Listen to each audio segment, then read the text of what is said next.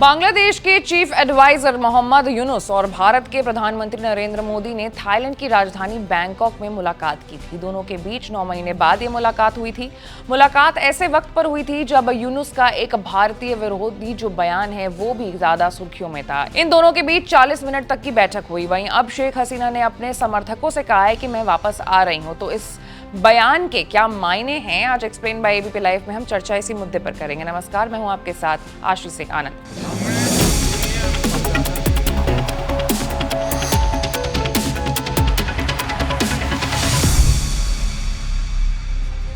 बांग्लादेश में हुए तख्तापलट के बाद से ही शेख हसीना की पार्टी आवामी लीग के नेताओं को निशाना बनाया जा रहा था। इसी बीच पूर्व प्रधानमंत्री शेख हसीना ने बांग्लादेश में अंतरिम सरकार के मुख्य सलाहकार मोहम्मद यूनुस पर निशाना साधा है। बांग्लादेश की पूर्व प्रधानमंत्री शेख हसीना ने कहा है कि अल्लाह ने मुझे किसी तरीके से जिंदा रखा है और एक दिन आएगा जब आवामी लीग के नेताओं को निशाना बनाने वालों को इंसाफ के कटघरे में खड़ा किया जाएगा। आवामी लीग की अध्यक्ष ने ये बात उस समय कही है जब वो सोशल मीडिया पर अपनी पार्टी के नेताओं के परिवार के सदस्यों से बात कर रही थी। उन्होंने बांग्लादेश की अंतरिम सरकार के मुख्य सलाहकार मोहम्मद यूनुस पर ही सीधा हमला बोला और कहा कि वो ऐसे इंसान हैं जिसने कभी आम लोगों से सच्चा प्यार नहीं किया। शेख हसीना ने कहा है कि उनसे ऊंचे ब्याज पर गरीबों को छोटी छोटी रकम उधार दी और पैसे से खुद विदेश में जाकर के ऐशो आराम की जिंदगी जी। उस वक्त हम उनकी असलियत नहीं समझ पाए और उसकी बहुत मदद भी की, लेकिन लोगों को उसका कोई फायदा नहीं हुआ।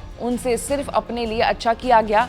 अब उनकी सत्ता की भूख बांग्लादेश को नुकसान पहुंचा रही है। उन्होंने कहा है कि विकास के मॉडल के रूप में देखा जाए तो बांग्लादेश अब एक आतंकवादी देश बन गया है। उन्होंने दुख जताते हुए कहा है कि हमारे नेता और कार्यकर्ताओं को जिस तरह से मारा गया है उसे शब्दों में बयान नहीं किया जा सकता है। आवामी लीग के लोग पुलिस, वकील, पत्रकार और कलाकार सभी को निशाना बनाया उस वक्त जा रहा था। बांग्लादेश की पूर्व प्रधानमंत्री शेख हसीना ने अपने पिता और देश के पहले राष्ट्रपति शेख मुजीबुर रहमान समेत पूरे परिवार की हत्या को याद करते हुए भावुक होकर के कहा है कि मैंने एक ही दिन में अपने पिता, माता, भाई और पूरे परिवार को खो दिया। उसके बाद हमें हमारे ही देश लौटने नहीं दिया गया। मुझे अपनों को खोने का गहरा दुख समझ में आता है। उन्होंने आगे कहा कि अल्लाह मेरी हिफाजत करता है, शायद वो मेरे जरिए कुछ अच्छा करवाना चाहता है। जिन लोगों ने ये भयानक जुर्म किया है उन्हें सजा जरूर मिलनी चाहिए, यही मेरी प्रतिज्ञा है। बातचीत के दौरान आवामी लीग नेताओं और कार्यकर्ताओं के परिवार वालों ने बताया है कि कैसे उनके अपनों को मारा गया और उन पर जुल्म किए गए।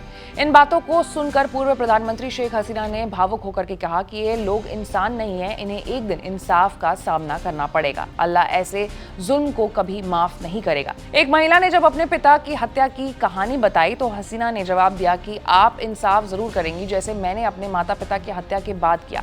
हम उन गुनाहगारों को ढूंढ कर निकालेंगे, वो दिन जरूर आएगा। मुझे इस पर पूरा भरोसा है, नहीं तो मैं आज जिंदा नहीं होती। जब एक समर्थक ने पूछा कि आप कैसी हैं तो शेख हसीना ने मुस्कुराकर कहा कि मैं जिंदा हूं बेटा।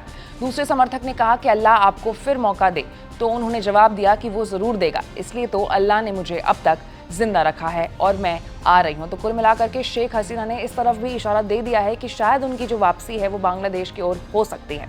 इस पूरे मामले में और जो भी कुछ अपडेट होगा उससे आपको रूबरू कराने के लिए आपको हमारे चैनल को लाइक, सब्सक्राइब और शेयर करना होगा। मैं थी आपके साथ आशीष सिंह आनंद।